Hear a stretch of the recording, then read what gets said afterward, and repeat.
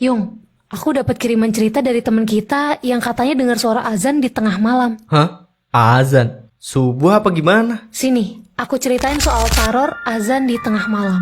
Panggil aja teman kita ini namanya Roni. Jadi si Roni itu awalnya tuh tinggal di Jakarta. Tapi karena dia kuliah di daerah, jadi dia tinggal nih di rumah neneknya yang gak jauh dari kampus barunya itu. Pergilah dia ke rumah neneknya sembari bawa barang banyak gitu. Sampai di rumah neneknya ini tuh udah sore, menjelang maghrib gitulah. Setelah si Roni ini sholat maghrib dan isya, dia bener-bener langsung tidur karena capek banget perjalanan dari rumah ke rumah neneknya ini sekitar 6-8 jam gitu. Oke. Tiba-tiba Roni kebangun karena dengar suara azan.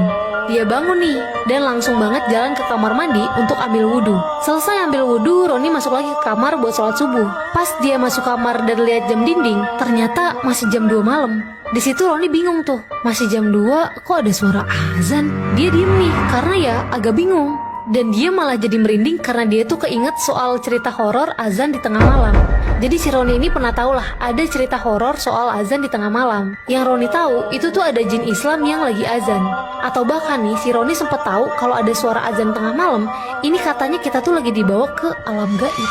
Di situ Roni langsung masuk selimut tuh, coba buat tidur lagi, tapi nggak bisa. Malah di depan kamarnya nih kayak ada bunyi glutuk gitu, kayak ada orang lewat dan nyenggol-nyenggol barang. Si Roni ini tetep nih di dalam selimut sampai akhirnya jam 4:30. Dan kedengeran tuh ada azan subuh. Dia pelan-pelan keluar dari selimut dan sholat subuh.